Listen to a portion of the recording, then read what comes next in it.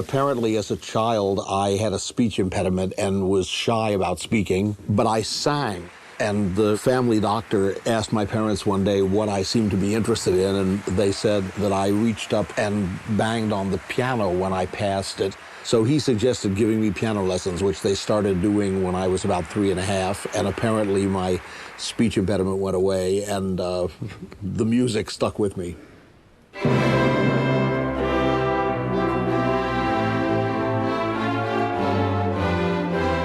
My mother had been an actress, and my father had been a singer. And so I grew up in a house with a lot of music and a lot of theater and a lot of books. And this was very lucky for somebody like me who, wanted that kind of life. What makes him such a great music director is his breadth of repertoire. And not only having a wide breadth of repertoire, but being so brilliant at so many different parts of the repertoire. He is one of the, if not the greatest Wagner conductors in the world, but he's also one of the greatest Verdi conductors, one of the greatest Puccini conductors, one of the greatest Mozart conductors. He loses himself in the music, and I always feel that with him when I think he does Don Carlo especially. I felt I was listening to Verdi, not Levine's Don Carlo.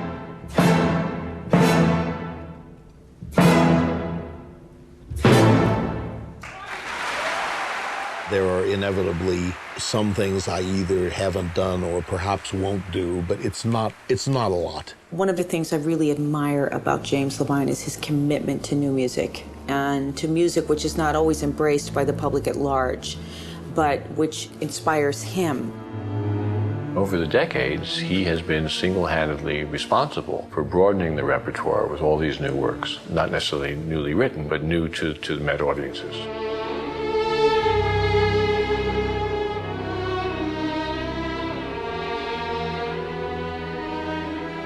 The Met was very much in danger of being a musical museum, and I'm sure he's the spirit and drive behind the really adventurous repertoire, the new music, the more obscure off-the-beaten-track operas. And the point is not that they're successful or enter the standard repertoire at once. The point is they're being done. There were certain operas that the Met just didn't have at all that I think we desperately needed, and one by one we got to many of them. Opera is an organic art form. It's never the same twice. It's always evolving. It's always changing. On a given night, a singer might do something completely crazy, and they're right there. The last time we did the ring cycle, the phone in the pit started to flash.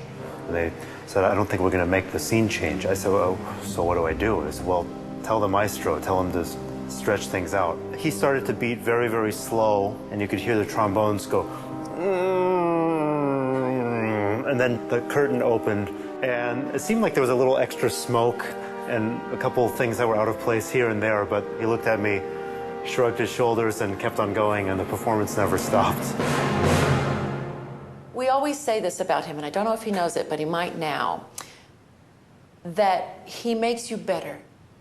And for a conductor to be able to make you better than you think you can be is a real gift. He really understands not just the voice, but singers. He understands our mechanics, he understands our breath, and he understands our minds. He's always had a very loving, shown a loving attention to the stage. We need that. We're feeling very alone up there and very frightened in some instances. When I stepped out on the stage in my first Rosenkavalier at the Metropolitan Opera, and I was carrying that silver rose in that beautiful glistening white costume, of course I was very, very scared. And I looked down there and he just gave me such a look of confidence and smiling and thumbs up. I thought I could fly. He's famous for that. He's famous for making us all feel that we're not alone.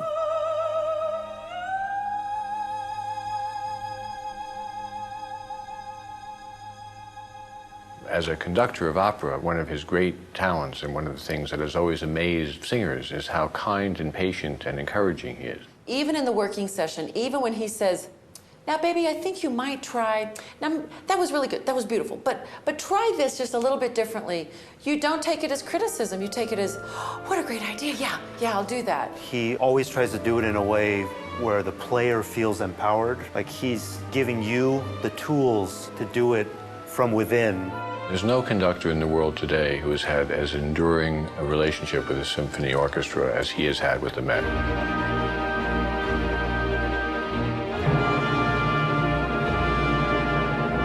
Certainly for opera, I think they're clearly unparalleled, and it's because James Levine has built them. No one thought the orchestra was great. And then suddenly under Levine, you know, it's orchestra we pay good money to hear in Carnegie Hall. He hasn't had really the ups and downs that one expects with a long-term career. And to do this in one place at the Metropolitan Opera, I don't know of anyone else in history who's accomplished that. When I was a kid, we drove faithfully every year from Cincinnati to Bloomington to hear 2 performances of the Met on tour. And starting when I was 10 years old, I came to New York for a week to hear the Met. And nowadays, there seems to be really good quality, responsible, exciting opera everywhere. And I'm all for that. I think it's wonderful. I hope that his 37-year tenure will become a 50 or 60-year one. It's not going to be a great night at the opera if you don't have the right maestro in the pit. And Levine is always the right maestro, and you wish he could conduct everything.